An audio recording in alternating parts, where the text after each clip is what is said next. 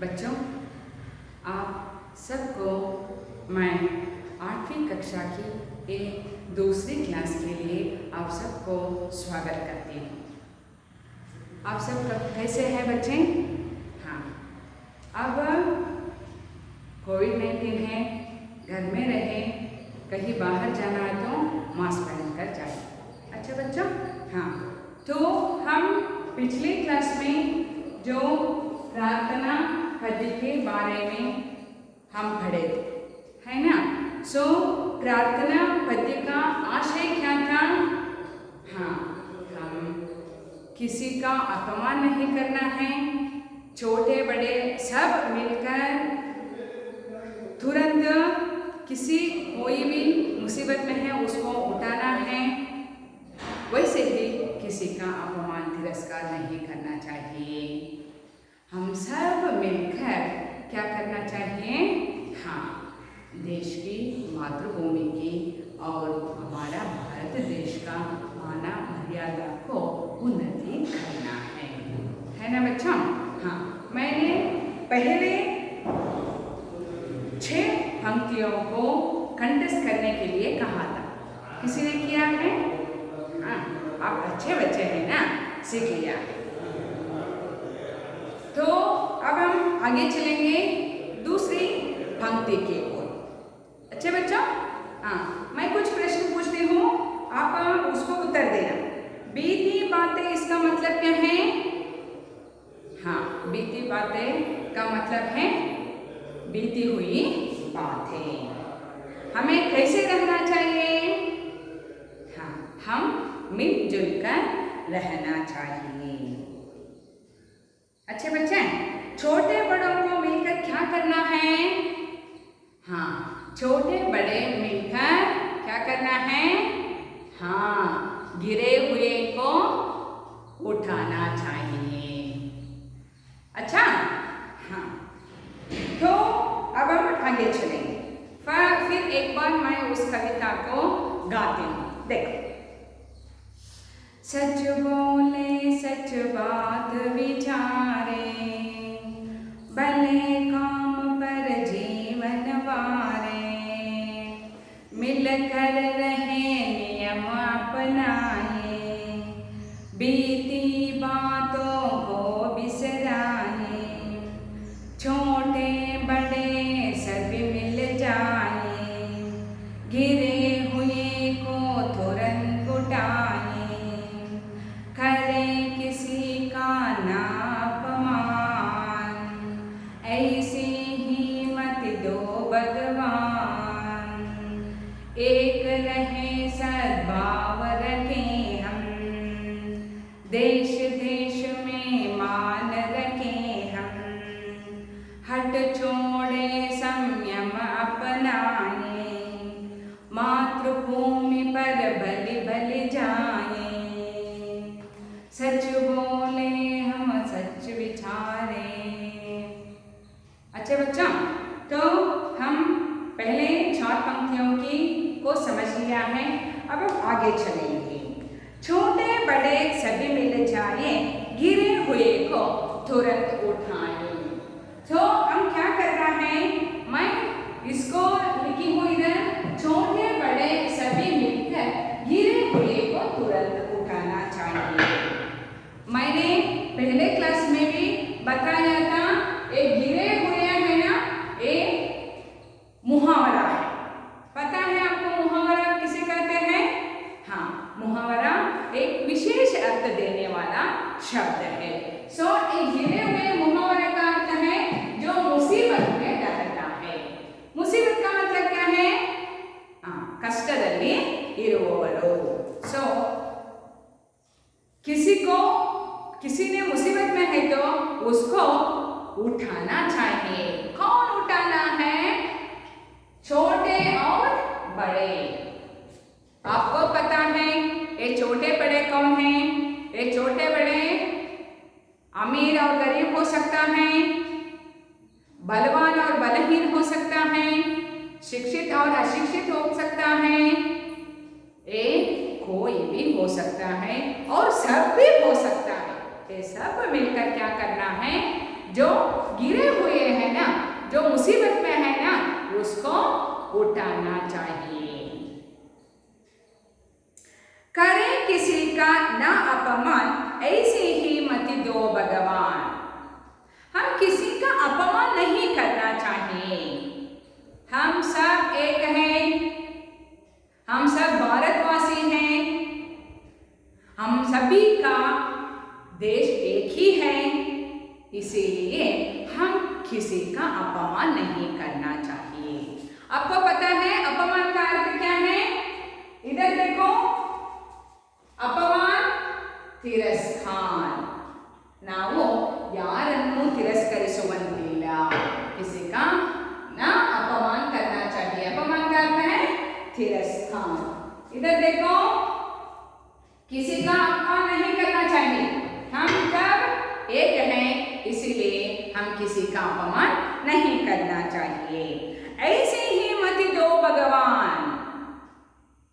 प्रार्थना किससे कर रहे हैं हम? भगवान से कर रहे हैं।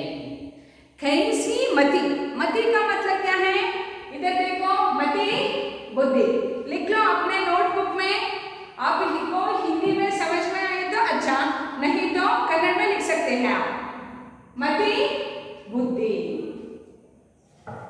हम भगवान से प्रार्थना कर रहे हैं, हमको ऐसी मति दो, ऐसी बुद्धि दो, हम किसी का अपमान नहीं करना चाहिए। अच्छे बच्चों, समझ में गया? हाँ, आगे चलो। करे किसी का न अपमान, ऐसी ही मति दो भगवान। एक रहे सद्भाव रखे हम, देश देश में मान रखे हम। जब हम देश देश में मान रख सकते हैं, ನಮಗೆ ದೇಶ ದೇಶಗಳಲ್ಲಿ ವಿದೇಶಗಳಲ್ಲಿ ನಮಗೆ ಗೌರವ ಯಾವಾಗ ಸಿಗುತ್ತೆ? जब हम एकता से रहने से। हम भारतवासी हैं, भारत में बहुत सारे जाति धर्म वेशभूषा रीति रिवाज सब कुछ अलग अलग है और बहुत सारे हैं, फिर भी हम कैसे हैं? हम सब बोलते हैं हम भारतवासी हैं, हम भारतीय हैं। ऐसी भावना है ना, इससे पूरे विश्व में भारत को मान के रूप से, मर्यादा के रूप से देखते हैं। इसीलिए हम इसको कलंक ना करना चाहिए, इसमें बाधा नहीं करना चाहिए। हमेशा हमारा मन में ऐसी ही भावना होना चाहिए, हम सब भाई भाई हैं, हम सब भारतीयवासी हैं, हम सब एक हैं, है ना? हम तो बहुत सारे गाना सीखे हैं, देखे हैं, सुना है।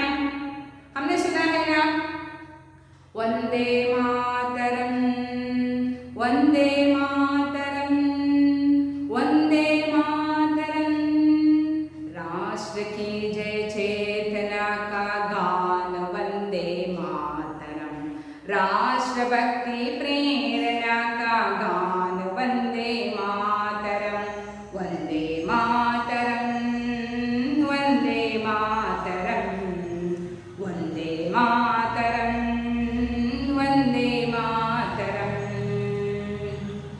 अच्छा है ना? हाँ, हम सब ऐसे ही रहना चाहिए। ನಾವೆಲ್ಲರೂ ಒಂದೇ ಅನ್ನೋ ಭಾವನೆ ನಮಗೆ ಯಾವಾಗಲೂ ಸಹ ಇರಬೇಕು। ಇದರಿಂದ ದೇಶ ದೇಶಗಳಲ್ಲಿ ನಮ್ಮ ದೇಶದ ಮಾನ ಮರ್ಯಾದೆ ಗೌರವ ಅನ್ನೋದು ಹೆಚ್ಚಾಗತ್ತೆ।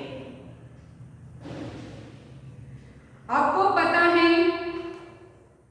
जब महात्मा गांधी जी मर गया था, तब विश्व संस्था है ना, पता है आप सबको विश्व संस्था? हाँ, उधर एक झंडा था, उसको आधा के लिए घिरे थे। ये सूचित करता है भारत देश में एकता का कितना उन्नति है। ನಾವೆಷ್ಟು ಒಗ್ಗಟ್ಟಿದೆ ಅನ್ನೋದನ್ನು ಮಹಾತ್ಮ ಗಾಂಧೀಜಿಯವರು ಮರಣ ಹೊಂದಿದಾಗ ವಿಶ್ವಸಂಸ್ಥೆಯಲ್ಲಿ ಆರಿಸ್ತಾರಲ್ಲ, ಆ ಬಾವುಟವನ್ನು ಅರ್ಧಕ್ಕೆ ನಿಲ್ಲಿಸಿದ್ರಂತೆ. ಇದು ಅದಕ್ಕೆ ಮುಂಚೆಯೂ ಯಾವಾಗೂ ಆಗಿಲ್ಲ, ಅದಾದ ಮೇಲೂ ಕೂಡ ಯಾವಾಗೂ ಆಗಿಲ್ಲ. तब उस संस्था के अध्यक्ष बताया था ये मानवीयता का साकार मूर्ति है। भारत में ऐसा गुण है। भारत में बहुत सारे विविधता में भी एकता लाना सुलभ का काम नहीं है, पर महात्मा गांधी जी ने ऐसा काम किया और भारत को आजाद किया। अच्छा बच्चों, हाँ आगे देखो। हट छोड़े संयम अपनाए। हट छोड़ना है हम, जिद हटा, अरे कन्नड़ में भी ऐसे ही कहते हैं, हटा छोड़ना है, छोड़ना बिडबेको, लिख लो, छोड़ना बिडोदो, हट हटा, जिद हटा। संयम अपनाए, कांटे है संयम ತಾಳ್ಮೆ। ನಾವು ಹಠವನ್ನ ಬಿಡಲೇಬೇಕು, ಸಂಯಮವನ್ನ ಅಪನಾನ ನಮ್ಮದಾಗಿಸಿಕೊಳ್ಬೇಕು, ನಾವು ಅದನ್ನ ಜೀವನದಲ್ಲಿ ಅಳವಡಿಸ್ಕೋಬೇಕು। आप सबने B.R. अम्बेडकर जी को देखा है? देखा है? हाँ, भावचित्र में। अच्छा अच्छा। हमारे ऐसा बृहत देश का संविधान शिल्पी है डॉक्टर अम्बेडकर जी। जब वो छोटा था, जब वो स्कूल जाता था, तब उसको बहुत अपमान हुआ था, बहुत अपमान हुआ था। फिर भी उन्होंने उसको कैसे निभाया? उन्होंने संयम से अपनाया। जब वो छोटा था तब उसको, उस अपमान को संयम से निभाने के कारण उन्होंने ऐसे भारत जैसे बृहत देश के संविधान लिखने का, संविधान रचना करने में उनका योगदान ಕೊಡುಗೆ बहुत है। उन्होंने बहुत सारे देशों के संविधान को पढ़ा, उसमें जो कुछ हमारे लिए योग्य होता है उसको अपनाया। ऐसे लिखते उन्होंने 20 देशों से अधिक संविधानों को पढ़ाया। जब उन्होंने उस अपमान से क्रोधित होकर वही छोड़ दिया तो हम अंबेडकर जी को नहीं पहचानते थे और देश में भी इतना अच्छा कानून नहीं रहता था।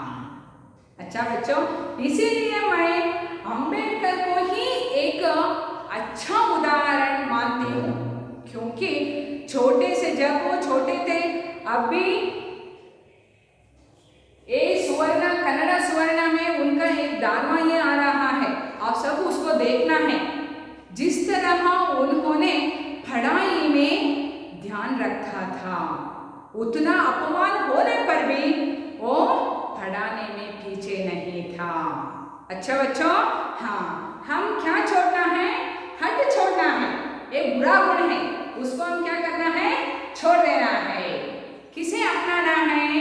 संयम को अपनाना है। संयम तालमेल। तो आप किसी भी समय में अंबेडकर को हमारा आदर्श मानते हैं तो हम हमारा जीवन में उन्नत स्थान प्राप्त कर सकते हैं, देश को भी कुछ योगदान दे सकते हैं।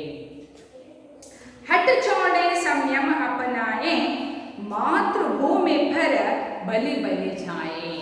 हम मातृभूमि के लिए, आप सबको पता है, कोविड-19 शुरू होने के बाद चीनियों ने भारत पर आक्रमण किया, तब बहुत सारे योद्धों ने, सैनिकों ने अपना प्राण त्याग दिया।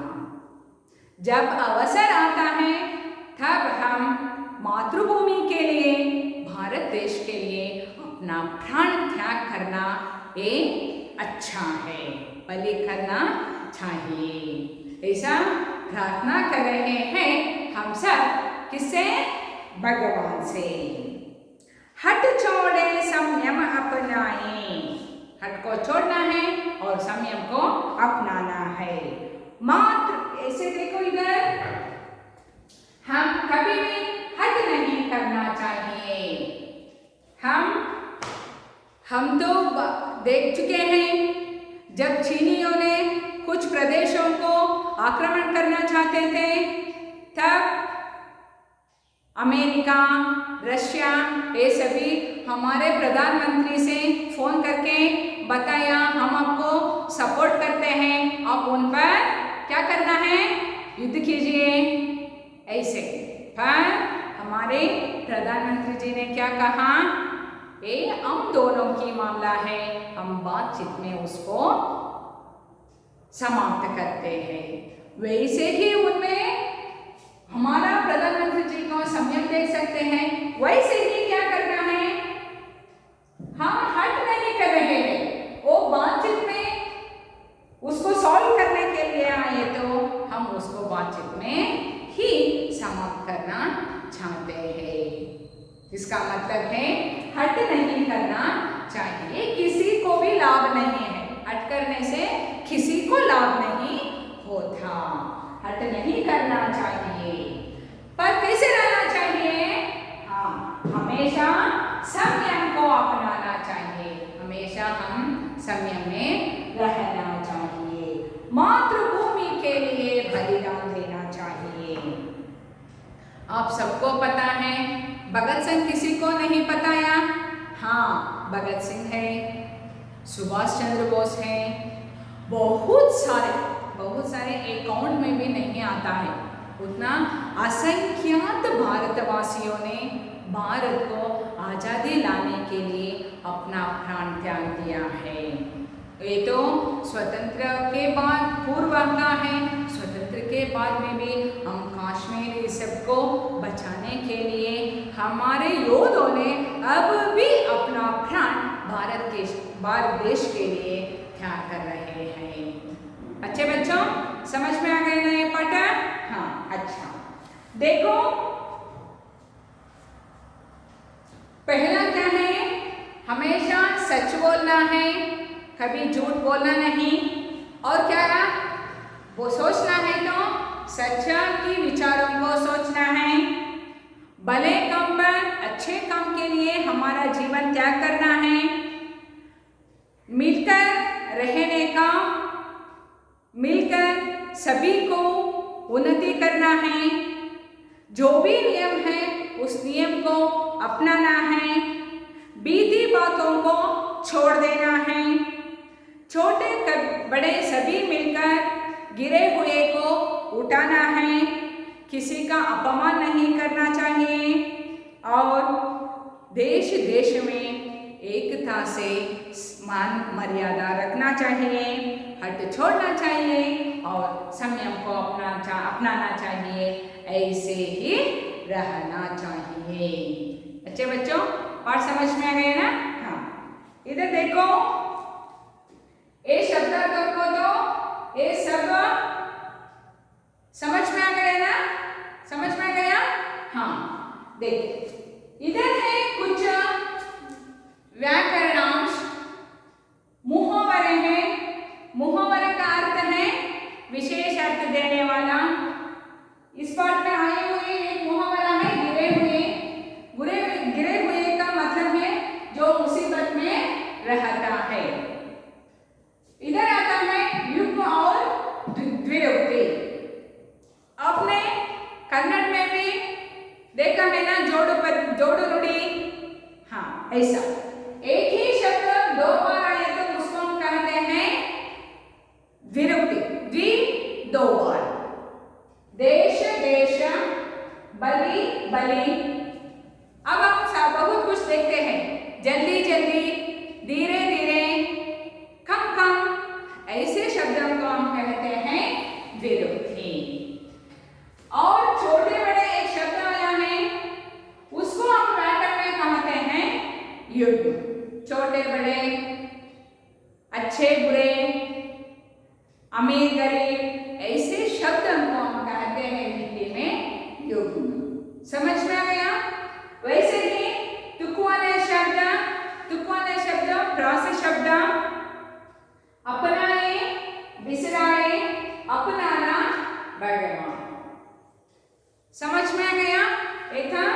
व्याकरणांश। हम आगे चलेंगे पाठ में। जो प्रश्नोत्तर है उसको आप ही बताना है उत्तर। मैंने इसको पाठ आपको समझाई हूँ, आपको उत्तर देना। बीती बातों, इसका क्या मतलब है? हाँ, बीती हुई बात। हम कैसे रहना चाहिए? हम मिलजुल कर रहना चाहिए। हम कैसे रहना चाहिए? मिलजुल कर रहना चाहिए। हट छोड़कर हमें किसे अपनाना चाहिए? हाँ, हट छोड़कर हमेशा संयम को अपनाना चाहिए। ये हमेशा का मतलब क्या है? ಯಾವಾಗಲೂ ನಾವು ಸಂಯಮದಿಂದ ಇರಬೇಕು। किसको छोड़ देना चाहिए? हट को छोड़ देना चाहिए। छोटे बड़ों को मिलकर क्या करना चाहिए? हाँ, छोटे बड़ों को मिलकर गिरे हुए को तुरंत उठाना चाहिए। समझ में आ गया? नहीं तो लिख लो, क्या करना चाहिए? गिरे हुए को तुरंत उठाना चाहिए। समझ में गया? आगे देखो। हमें किस पर बलि जाना चाहिए? बताओ। हाँ, मातृभूमि पर। मातृभूमि पर क्या करना चाहिए? बलि जाना चाहिए। भगवान से हमें क्या मांगना चाहिए? हाँ, हमें ऐसा मति देने की प्रार्थना करना है, उससे किसी का अपमान नहीं करना चाहिए। किसी का अपमान नहीं करना चाहिए। हम कन्नड़ में भी ಬಸವಣ್ಣನವರ ವಚನ ಕೇಳಿದ್ದೇವೆ ಅಲ್ವಾ? ಕಳಬೇಡ ಕೊಲಬೇಡ ಹುಸಿಯ ನುಡಿಯಲು ಬೇಡ ತನ್ನ ಬಣ್ಣಿಸಬೇಡ ಇದಿರು ಅಳಿಯಲು ಬೇಡ। ಇದಿರು ಅಳಿಯಲು ಬೇಡ, ಬೇರೆಯವರನ್ನ ಅಪಮಾನ ಮಾಡಬೇಡ। किस तरह बताया है देखो बसवण्णा जी, है ना? हाँ, ऐसे ही हम क्या करना नहीं, भगवान से कैसी मति देना चाहिए, मांगना चाहिए? अपमान, किसी का अपमान नहीं करने का मति देने की मांग करना चाहिए। एक रहे सद्भाव रखे हम, इस पर आप क्या सोचते हैं? मैंने बताया था, एक रहे सद्भाव रखे हम। भारत विशाल देश है, विविधता में एकता अनिवार्य है इधर। इसलिए इस पंक्ति का आशय है, अर्थ है, हम सब भाईचारे से एकता से रहना है। गिरे हुए को तुरंत उठाए। गिरे हुए का अर्थ क्या है? मैंने बताया है, गिरे हुए का मतलब क्या है? जो मुसीबत में रहता है, वैसे ही लिखना है। गिरे हुए का मतलब है जो मुसीबत में रहता है। उसे कैसे उठाना चाहिए? जो गिरे हुए हैं ना, उसको कैसे उठाना चाहिए? सोच लो। हाँ, कैसे? छोटे बड़े सभी मिलकर गिरे हुए को तुरंत उठाना है। समझ में आ गया? नहीं तो मैं और एक बार करती हूँ, लिख लो। गिरे हुए को तुरंत उठाए। गिरे हुए का अर्थ क्या है? गिरे हुए का अर्थ है जो मुसीबत में रहता है। उसे कैसे उठाना चाहिए? उसे छोटे बड़े सभी मिलकर गिरे हुए को तुरंत उठाना चाहिए। ऐसे लिख लो, उठाना चाहिए। अच्छा, लिख लिया? आगे चलो। हाँ, हट छोड़े संयम अपनाए, इस वाक्य से क्या अर्थ प्रकट होता है? मैंने तो आपको doctor B are Ambedkar ji का उदाहरण देकर समझाया। समझ में गया?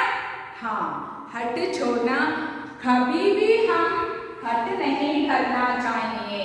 इसका मतलब है कभी भी किसी भी अवसर पर हम क्या नहीं करना चाहिए, हट नहीं करना चाहिए। वैसे ही हम क्या करना चाहिए, हमेशा संयम को अपनाना चाहिए। समझ में आ गया? हाँ, आगे चलो।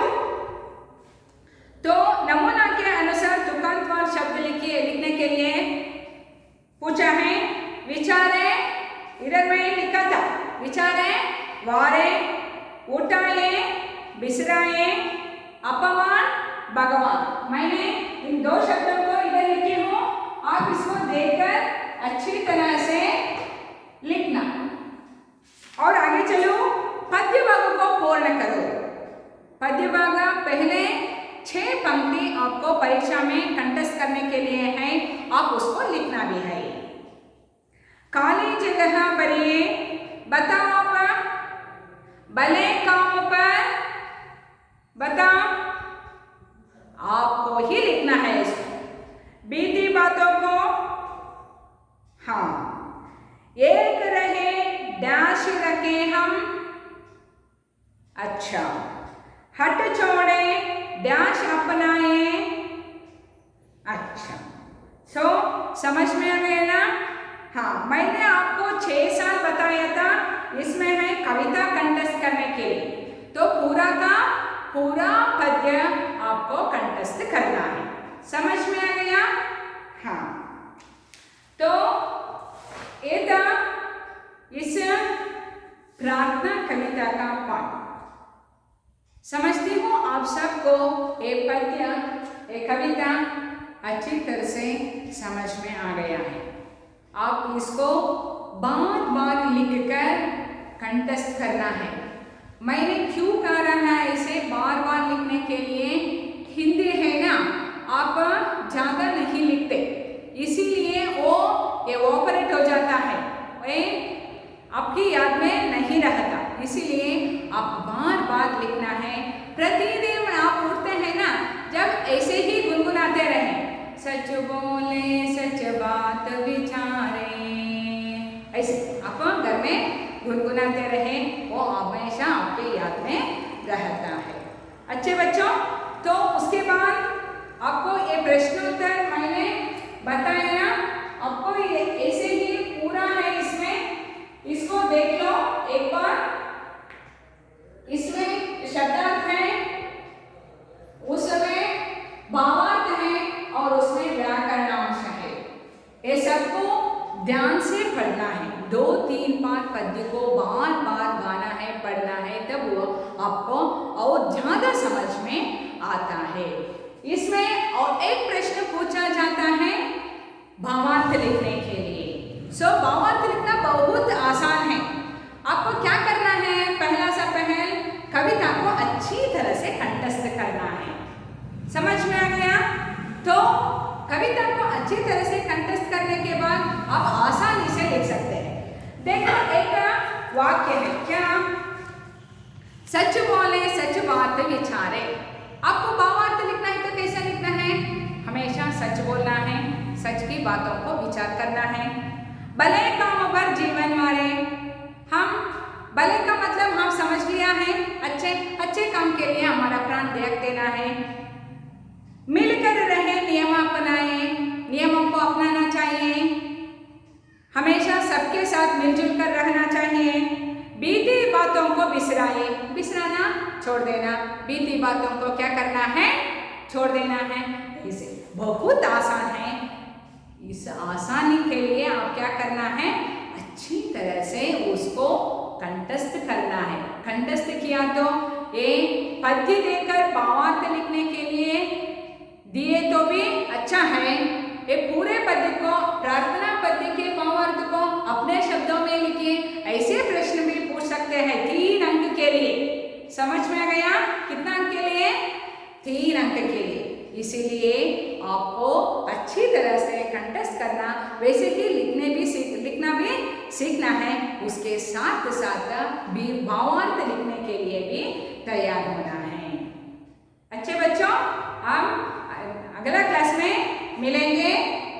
आप सबको धन्यवाद।